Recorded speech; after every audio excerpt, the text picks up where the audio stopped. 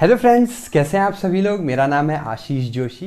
तो आज से जो है हम नेक्स्ट सेमेस्टर की तैयारी कर रहे हैं। सेमेस्टर है 5th, ठीक है, 5वां सेमेस्टर है आपका। सब्जेक्ट है फार्मास्यूटिकल जूरिस्प्रूडेंस। अब देखिए मैंने कितना प्यारा सब्जेक्ट ले लिया, ठीक है। लोग बोलते हैं भाई जूरिस तो बहुत बोरिंग सब्जेक्ट है। नहीं, बहुत अच्छा सब्जेक्ट है, ऐसा मान के चलिए, ठीक है, क्योंकि जो आप मानते हो आप वही आप बन जाते हो, ठीक है।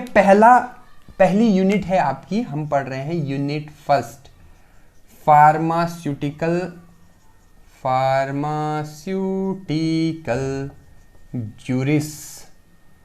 जूरिस्प्रूडेंस, ठीक है।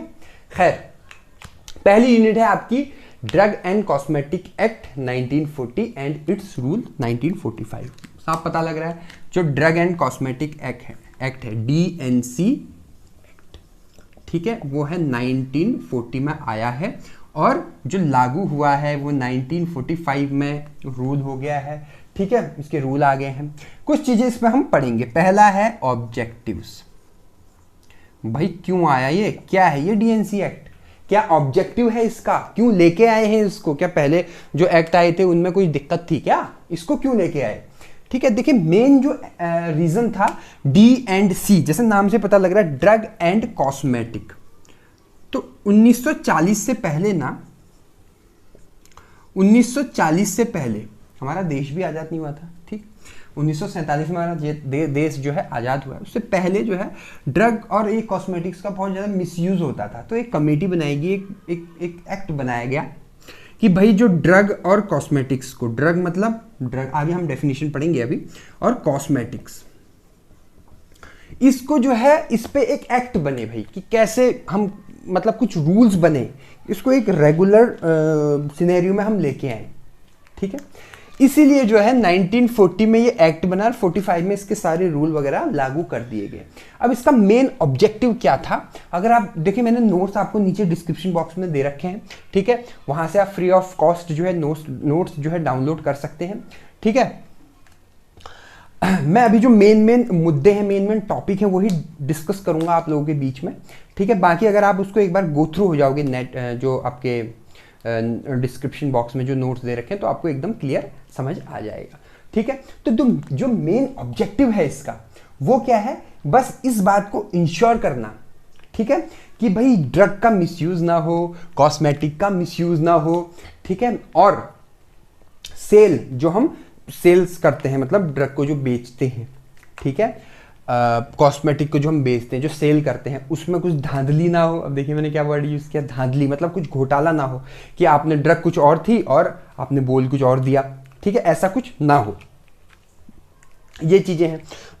उसके अलावा मैन्युफैक्चरिंग, ठीक है, जब हम ड्रग को बनाते हैं, इंडस्ट्री में प्लांट होते हैं, प्लांट में जब हम बनाते हैं उस ड्रग को, तो उस पर भी एक एक्ट मतलब उसको भी इसमें इंक्लूड किया गया कि भाई हम कैसे बना रहे हैं, कितना क्या हम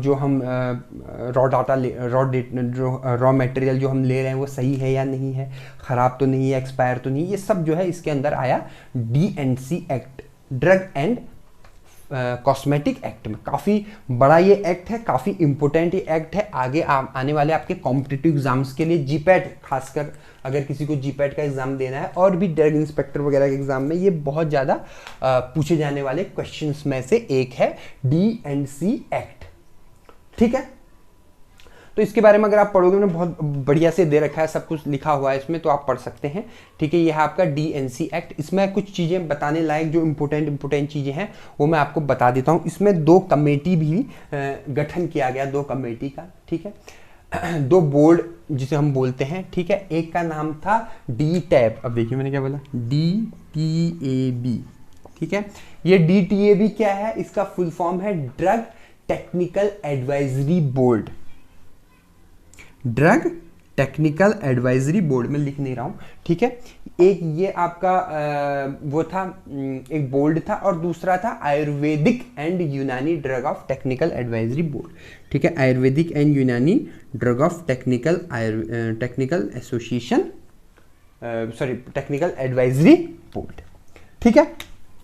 तो ये 2 जो है कमेटी कह सकते हैं इनको, हम बोर्ड कह सकते हैं इनको, कुछ भी बोल सकते हैं, कॉन्स्टिट्यूशन बोल सकते हैं इनको, ये इनका गठन किया गया, ठीक है। और उसके साथ साथ DCC जो है, ड्रग्स कंसल्टेटिव कमिटीज जो है, इनका भी गठन किया गया, लेकिन मेन जो थी ये 2 ही थी आपकी, ठीक है। ये भी एग्जाम में आ सकता है, इंपोर्टेंट है। जो इंपोर्टेंट चीजें हैं मैं वही डिस्कस कर रहा हूं। उसके बाद हम कुछ डेफिनेशंस के बारे में चर्चा करेंगे। आई होप आपको जो है ऑब्जेक्टिव्स इसके समझ आए होंगे। अब हम बात करेंगे इसमें कुछ डेफिनेशन, ठीक है। डेफिनेशंस हिंदी में क्या बोलते हैं, परिभाषा। देखिए, ठीक है, पहली परिभाषा या पहली डेफिनेशन है ड्रग, ठीक है। Drug, what is drug? बहुत लोग पूरा बीफार्म कर लेते हैं, इनको पता नहीं होता कि ड्रग क्या होती है, ठीक है। ड्रग जो हमारी मेडिसिन है, फॉर एग्जाम्पल आप बाजार गए, आपने बाजार से एक गोली का पत्ता लेके आए, ये है वो गोली का पत्ता, ठीक है। टैबलेट्स हैं इसमें, तो ये टैबलेट आपने निकाली, पानी में घोली और पी गए और आपका सर दर्द ठीक हो गया। तो इस टैबलेट में, ये टैबलेट कितनी mg की है? एक टैबलेट 500 mg की है, ठीक है। तो इस टैबलेट में क्या था? क्या सिर्फ ड्रग थी? अब यहां पर ये चीज होती है ड्रग। ड्रग मतलब जिस टैबलेट में या कैप्सूल में, किसी भी चीज में जो एक्चुअल, जो उसमें API होता है, एक्टिव फार्मास्यूटिकल इंग्रेडिएंट, जिससे फायदा होता है, जो हमारी मेडिसिन के लिए, मतलब ट्रीटमेंट के लिए, जैसे सर दर्द है फॉर एग्जाम्पल, डिस्प्रिन ली हमने, डिस्प्रिन में एस्प्रिन है फॉर एग्जांपल, एस्प्रिन ली, ठीक है। उसमें मेन ड्रग क्या है? एस्प्रिन है। बाकी क्या होते हैं इसमें? बाइंडिंग एजेंट होते हैं, डाइलेंट होते हैं, बहुत सारी चीजें होती हैं, उसमें मैं अभी नहीं जाना चाहूंगा, सुटिक्स का पार्ट है पूरा। तो मेन ड्रग क्या होता है? किसी मेडिसिन के अंदर जो मेन चीज डाली जाती है, जिससे हमारा हीलिंग होती है, या हमारी जो डिजीज है उसे, या डिसऑर्डर है उसको टैकल करने में हेल्प मिलती है, उसे हम ड्रग बोलते हैं, ठीक है। ये तो मैंने मोटा मोटा डेफिनेशन दे दी। अगर आप एक्चुअल डेफिनेशन में जाओगे तो लिखा हुआ है ऑल मेडिसिन फॉर इंटरनल और external use of human being और एनिमल्स। अब देखिए, ह्यूमन बीइंग्स, केवल ह्यूमन बीइंग्स के लिए नहीं, एनिमल्स के लिए, जानवरों के लिए, पेड़ पौधों के लिए, ठीक है। और एक्सटर्नल और इंटरनल दोनों, ऐसा नहीं कि हम सिर्फ टैबलेट ले रहे हैं वही ड्रग है। जो हम, मान लो किसी का हाथ कट गया तो हीलिंग, वुंड की हीलिंग के लिए जो क्रीम वगैरह लगा रहा है, ऑइंटमेंट वगैरह लगा रहा है, वो भी किस में आता है? वो भी ड्रग के ही अंदर आता है। तो ये सब कुछ क्या है आपका? ये किसके अंदर आता है? आपके ड्रग के अंदर आता है, ठीक है। उसके बाद है आयुर्वेदिक एंड यूनानी ड्रग्स।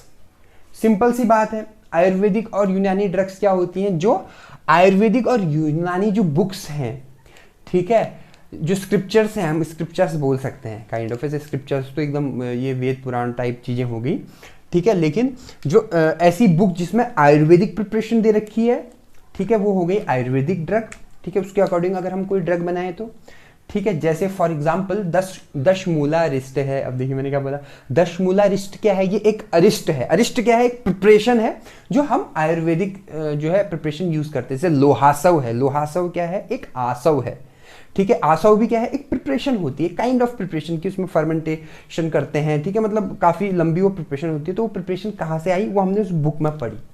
जैसे फॉर एग्जांपल कोई आयुर्वेदिक फार्माकोपिया है, उससे हमने वो पढ़ी। चरक संहिता है, उससे हमने पढ़ी, ठीक है। वाग्भट संहिता है, उससे हमने पढ़ी, ठीक है।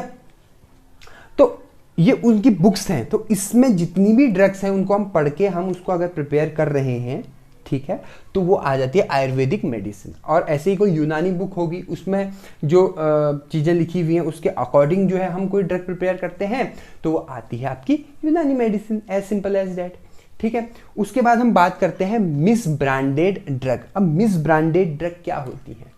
ठीक है, नाम से ही पता लग रहा है कुछ अच्छी चीज तो होगी नहीं। मिस ब्रांडेड ड्रग, देखिए मिस ब्रांडेड ड्रग्स क्या होती हैं? बहुत सारे पैरामीटर्स हैं इसमें। पहला पैरामीटर्स ये है, अगर जो ड्रग है आपकी वो बहुत ज़्यादा, या तो बहुत ज़्यादा कलर है उसमें, या बिल्कुल कलर फेड है उसका, मतलब अगर एक्चुअल कलर से रेफरेंस हमारे पास होना चाहिए। जैसे फॉर एग्जांपल अगर आपने देखी होगी दांत दर्द की एक बहुत अच्छी दवाई आती है, उसका नाम है, ड्रग आती है, उसका नाम है कैटरॉल डीटी, ठीक है। उसका कलर जो होता है वो पिंकिश कलर का होता है, हल्का पिंकिश, मतलब सैफ्रॉन कलर, केसरिया सा कलर होता है उसका।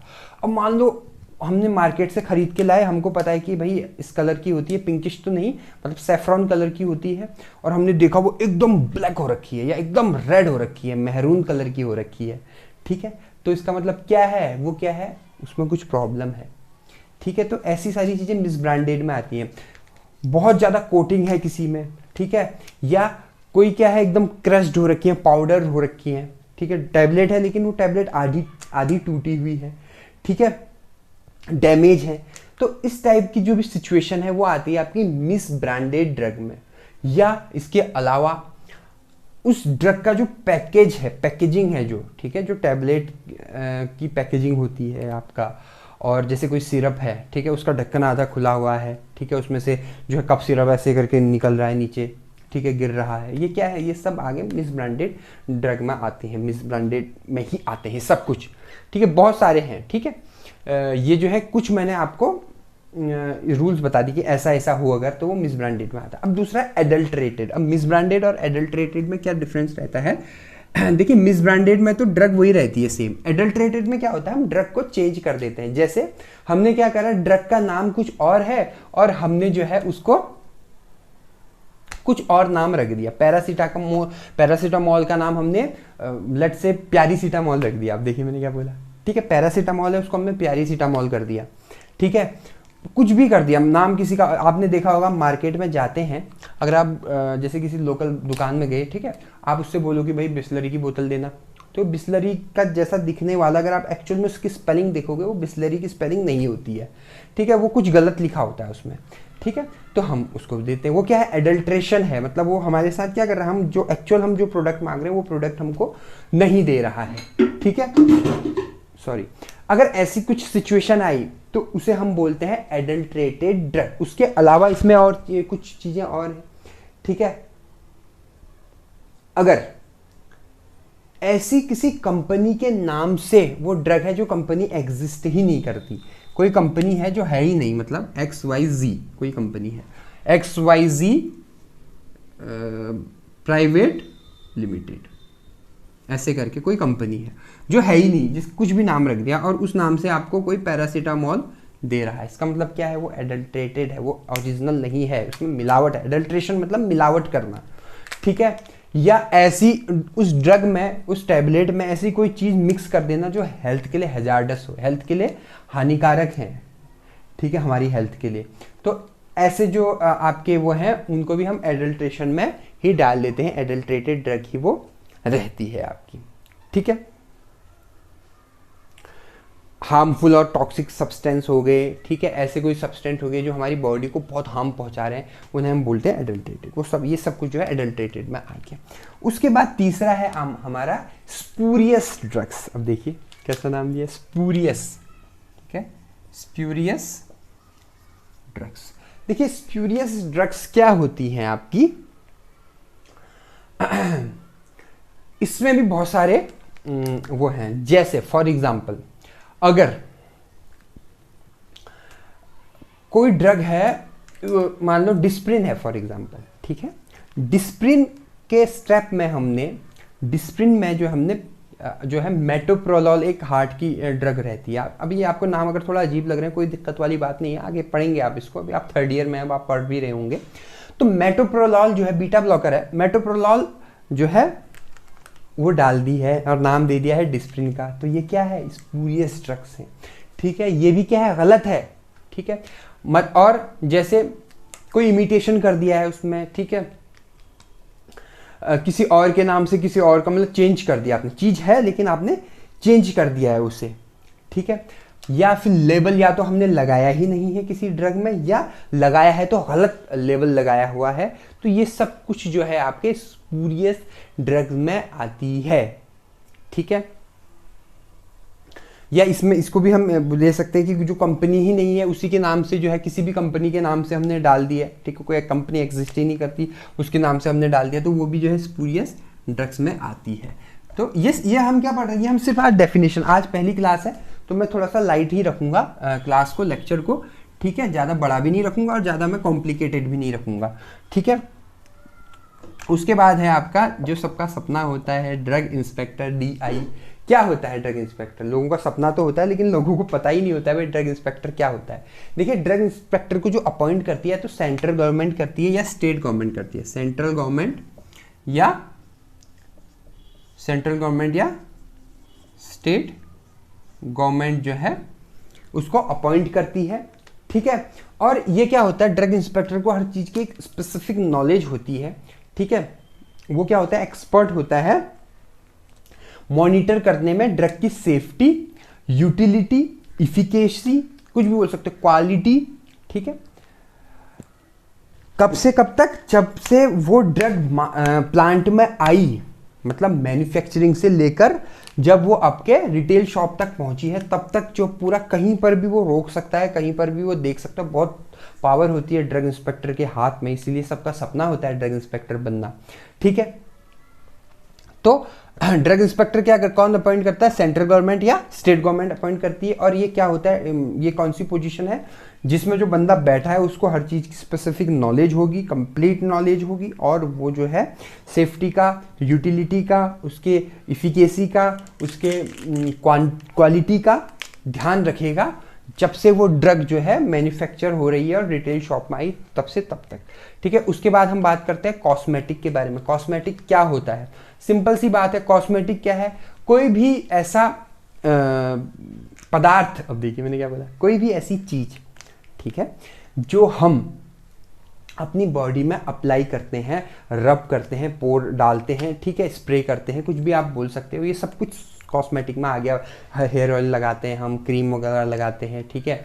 तो ये सब कुछ क्या है आपका, ये कॉस्मेटिक में ही आ गया है। किसके लिए? खुद को क्लीन करने के लिए, ठीक है, ब्यूटीफाइंग, मतलब खूबसूरत दिखने के लिए। अब देखिए, ठीक है, तो इन सब चीज़ों के लिए जो है हम अगर हम क्या बोलते हैं, किसी स्पेसिफिक जो है चीज़ का इस्तेमाल कर रहे हैं, बॉडी में अप्लाई कर रहे हैं, अट्रैक्शन, अपना अट्रैक्टिव दिखने के लिए, अट्रैक्टिवनेस गेन करने के लिए, तो ये सब कुछ जो है आपका कॉस्मेटिक में आ जाता है। एज सिंपल एज दैट, ठीक है, मतलब अपीयरिंग से रिलेटेड है ये, ठीक है, हम कैसा दिखते हैं। उसके बाद है मिस ब्रांडेड कॉस्मेटिक, ठीक है, जैसे हमने पहले पढ़ा था मिस ब्रांडेड ड्रग्स जो होती हैं, वही अगर कॉस्मेटिक में हो रहा है तो वही मिस ब्रांडेड कॉस्मेटिक हो गई और वही स्पूरियस कॉस्मेटिक्स हो गई। ये मैंने इसकी डेफिनेशन और बारीक अच्छे तरीके से जो आपको दे रखा है। उसके बाद है ड्रग स्टोर।